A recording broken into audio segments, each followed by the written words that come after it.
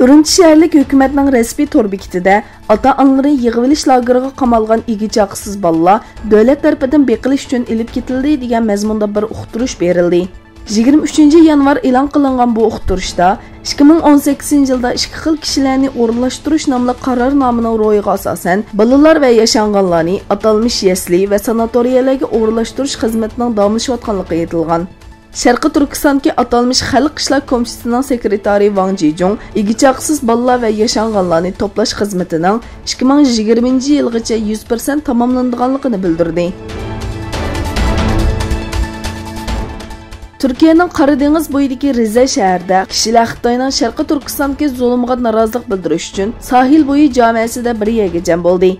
Juma namozidan keyin kishilar zulmga sukut qilma, Sharqi Turkiston qon yig'lamoqda degan shiorlar yozilgan plakatlarni ko'tarishib, Xitoy zulmiga qarshi namoyish o'tkazdi.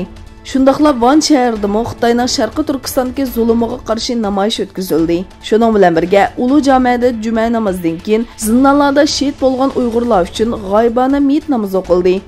Setim Turk efendi bu yerda bayonot e'lon qilib, Sharqi Turkistonning yillardan buyon ishg'ol ostida ekanligini ta'kidladi.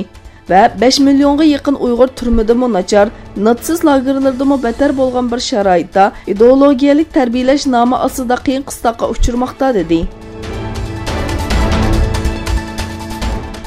Vengriya pushtidan bo'lgan Amerikalik milliarder George Soros Davosdagi Dunyo iqtisod munbirida so'z qilganda Xitoy davlat raisi Xi Jinpingni keskin bir shaklda tanqid qildi.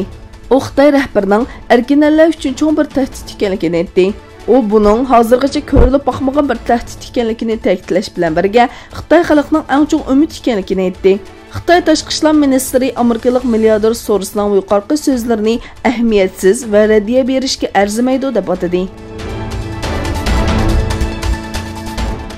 Xitoy Amerika texnika şirketi Microsoft'ning izlash motorini qaytadan ijavatdi. Xabar qilinishicha, Microsoft şirketi bu izlash motorining bundan burun qamal qilinganligini qabul qilamiz, lekin ahvol hozir normallashdi degan mazmunda bayonot e'lon qilgan edi. Bayonotda izlash torining nima uchun taqiqlanganligi haqida ma'lumot berilmagan. Afg'onistonning janubidagi Helmand o'lkasida ilib berilgan havo hujumida orasida ayollar va bolalar bo'lgan 16 kishi hayotidan ayrildi. Helmand valiysining bayonotchisi Ömer Zuvak bayonot e'lon qilib, Helmandning Sangin nahiyasida ilib berilgan havo hujumida fuqarolarning o'lganligini aytdi va bu haqda tekshirish xizmatining boshlanganligini bildirdi. Hujumni hozirgacha hech kim ustiga olmadi.